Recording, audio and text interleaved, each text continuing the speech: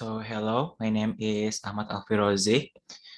For today, I want to represent to you about the Twelfth Night by William Shakespeare.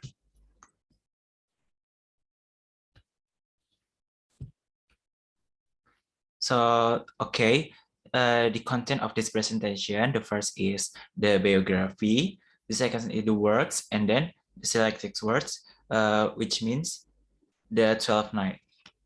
Okay, so first the biography. Um, William Shakespeare was a renowned English poet, playwright, and actor born in 1564 in Stratford-upon-Avon.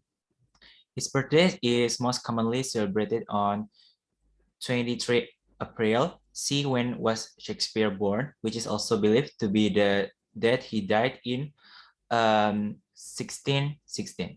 Shakespeare was a prolific writer during the Elizabethan and Jacobean ages of British theatre, sometimes called the English Renaissance or the early modern period. Shakespeare's plays are perhaps his most enduring legacy, but they are not all he wrote. Shakespeare's poems also remain popular to these days. Okay, there are four stages main event for the biography of Shakespeare. The first is Shakespeare family life. Records survive relating to William Shakespeare family that are over an understanding of the content of Shakespeare's early life and the lives of his family members. John Shakespeare married Mary Arden, and together they have 8 children. Johnny and Mary lost 2 daughters as infants, so William became their eldest child. John Shakespeare worked as a glove maker, but he also became an important figure in the town of Stratford by fulfilling civic position. His elevated status meant that he was an even more likely to have sent his children, including William, to the local grammar school. William Shakespeare would have lived with his family in their house on Henley Street until he turned 18. When he was 18, Shakespeare married Annie Hathaway, who was 26. It was a rushed marriage because Anne was already pregnant at the time of the ceremony. Together, they had 3 children. Their first daughter, Susanna, was born in 6 months after the wedding and was later followed by twins Hamnet and Judith. Hamnet died when he just 11 years old. And the second is Shakespeare in London. Shakespeare career jump started in London, but when did he go there? We know Shakespeare twins were baptized in 1585, and then by 1592, his reputation was established in London, but the intervening years are considered a mystery. Scholars generally refer to these years as the lost years. During his time in London, Shakespeare's first printed works were published. There were 2 long poems, Venus and Adonis, 1593, and Rape of Lucrece, 1594. He also became a founding member of the Lord Chamberlain Men, a company of actors. Shakespeare was the company regular dramatist, producing an average 2 plays a year for almost 20 years. He remained with the company for the rest of his career, during which time it evolved into the King's under the patronage of King James I. From the 63, during his time in the company, Shakespeare worked many of his famous tragedies, such as King Lear and Macbeth, as well as great romance like The Winter's Tale and The Tempest. Shakespeare works. Altogether, Shakespeare work include 38 plays, 2 narrative poems, 154 sonnets, and a variety of the other poems. No original manuscript of Shakespeare plays are known to exist today.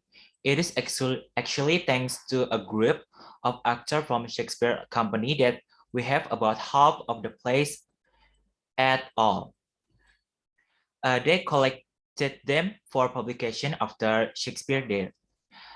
Preserving the plays, these writings were brought together in what is known as the first folio. Folio refers to the size of the paper used. It contained three 36, 36 of his plays, but none of his poetry. Shakespeare's legacy is as rich and diverse as his work. His plays have spawned countless adaptations across multiple genres and cultures. His plays have had an enduring presence on stage and film. His writings have been compiled in various literature of the complete works of William Shakespeare, which include all of his plays, sonnets, and other poems.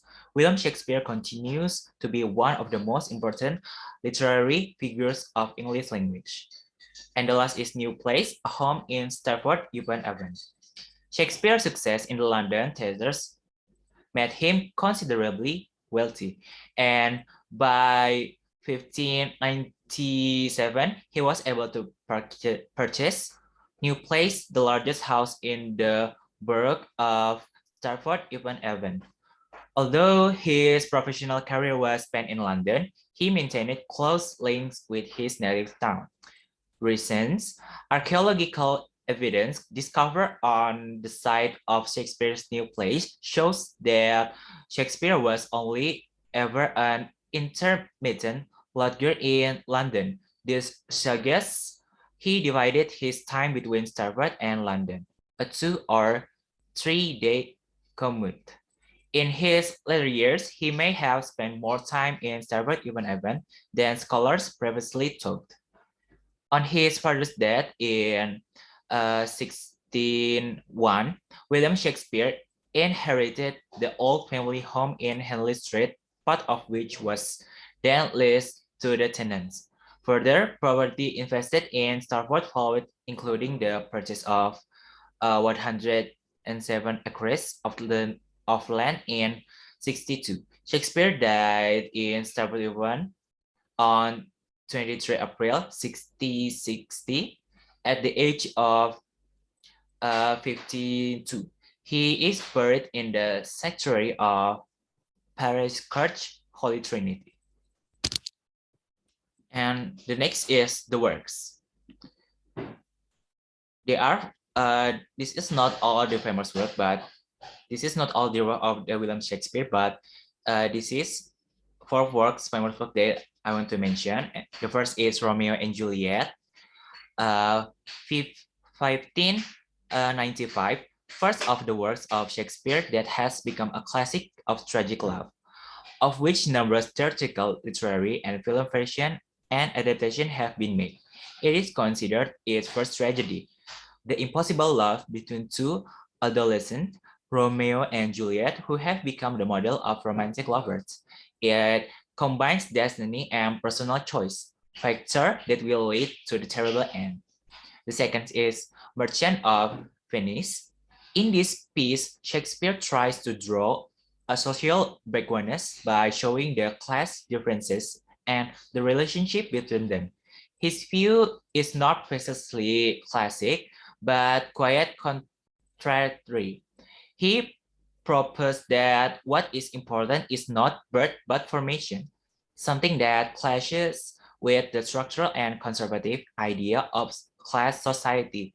In spite of this differentiation, the ruling classes will be accepting that they need those they consider inferior, even if they disdain them. The third is Henry V, 1597 until 1990. He treated another of Shakespeare's most interesting themes, the historical portrait. It contains one of the best-known monologues of all his work, the King's speech before the Battle of Azincourt against the French on State Crispin days. It presents a king very different from the young prince he was, desolate and reveling, now embodying the ideal ruler. And the last is Hamlet, 61, possibly in spite of his extensive and well-known theatrical repertoire. This is the most universal of all his works, giving Hamlet character a priority place in world literature. It deals with two of his great themes, betrayal and revenge, and the consequences that this betrayal will have not only on the fermented prince, but on others around him in an epic and dramatic final. And the selected word is the 12th knife, and I'm gonna represent the result of the analysis. 12th Night is a fast-paced romantic comedy with several interwoven plots of romance, mistaken identities, and practical jokes. Spirited from her twin brother Sebastian in a shipwreck, Viola disguises herself as a boy, calls herself Caesarea, and becomes a servant of the Duke Orsino. The plot: Viola and her twin brother, Sebastian, have been shipwrecked, each believe the other to be drowned. Viola disguises herself as a young man and under the name of Caesarea gets a job as a servant for Duke Orsino. There are four main stages for the plot. The first is a love triangle. Orsino is in love with Olivia, but she mourning for her dead brother, so has rejected all of his adventures so far. He sent Cesario, who is really Viola, with love letters to woo Olivia on his behalf. Unfortunately for the Duke, Olivia is taken in by Cesario disguise and fall in love with him. Viola has secretly fallen in love with Orsino, and Orsino is confused by his feeling for his new male servant. So Viola loves Orsino, Orsino loves Olivia, and Olivia loves Cesario or Viola. And the second is Striking Malvolio. Olivia Butler Malvolio disapproves of all the other members of her household. Her drunken uncle Sir Toby Blanche, his friend Sir Andrew, Ague Chicks and her servant, Maria, Fess, and Fabia. Fed up with Malvolio constantly spoiling their fun, they decided to play a practical jokes on him. Malvolio is secretly in love with Olivia, and the others trick him into believing that these feelings are returned. Maria forgets a letter to Malvolio, supposedly from Olivia, suggesting that she loves him and he should wear yellow stocking and smile all the time. Malvolio does as letter suggests, and Olivia thinks he was gone mad, and so has him lock it up. The third is Sebastian returns. Olivia brother Sebastian, who believes his sister is dead, arrives with his friend and protector Antonio, who rescued him from the shipwreck. Sebastian meets Olivia. She mistakes him for Cesario and asks him to marry her, and he agrees. And the last is confusion, coupling, and a happy ending.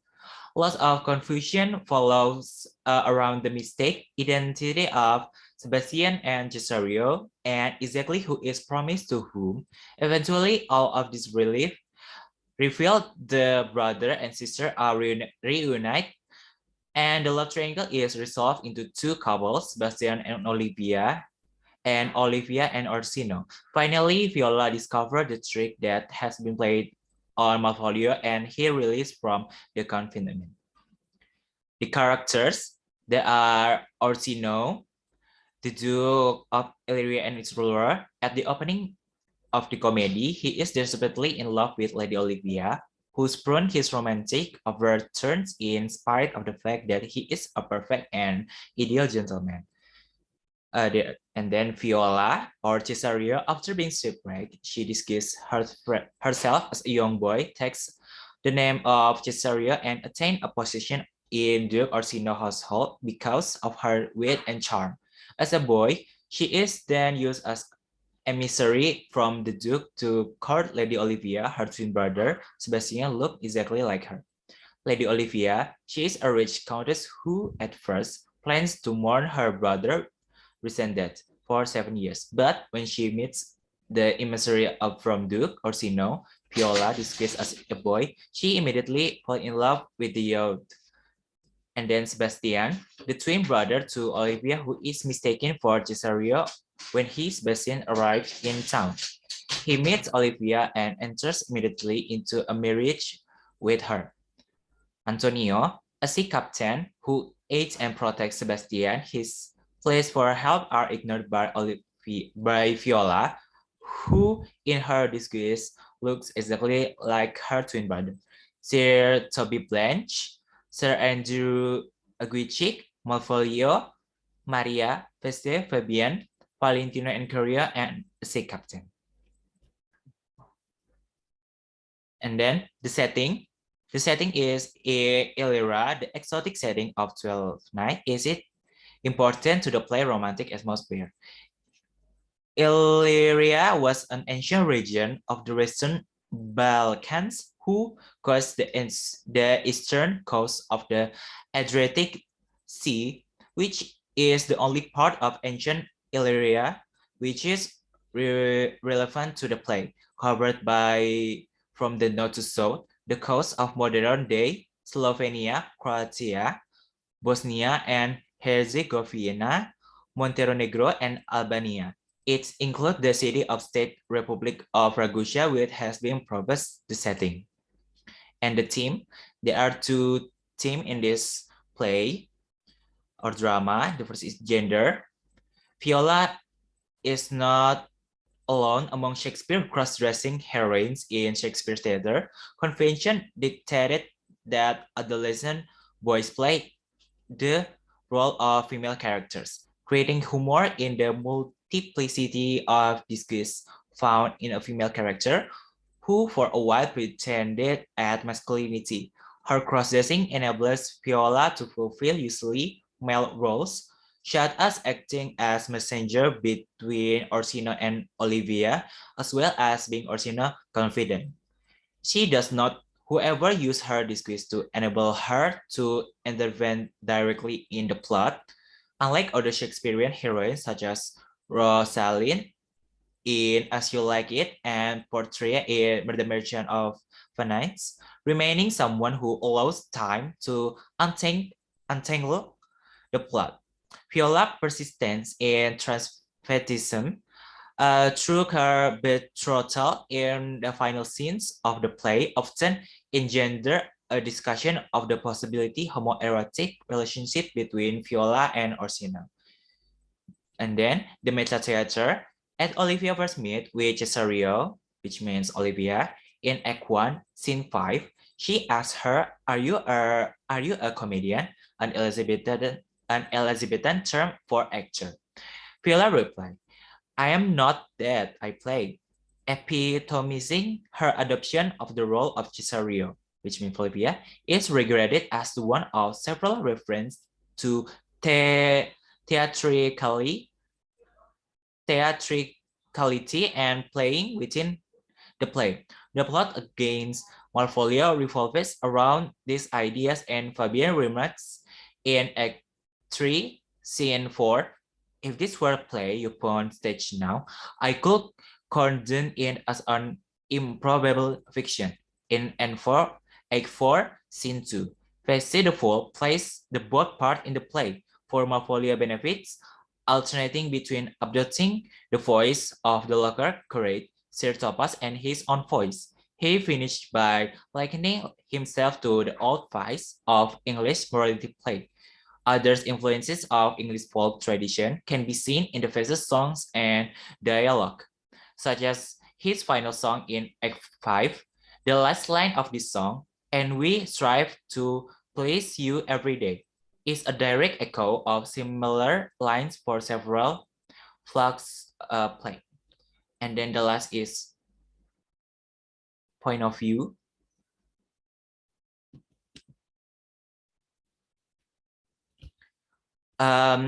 Twelfth Night is told in third person omniscient point of view. It is written this way because the other portrays the thought and the feeling of each character in the novel for the reader to know how each and every character is feeling.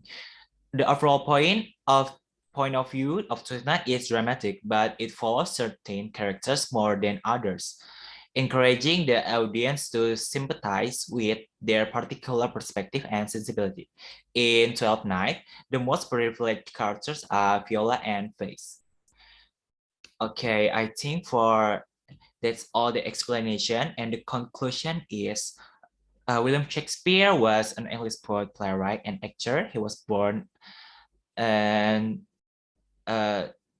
26 April 1564 in Stanford upon Avon. His father was a successful local businessman as his mother was a daughter of landowner.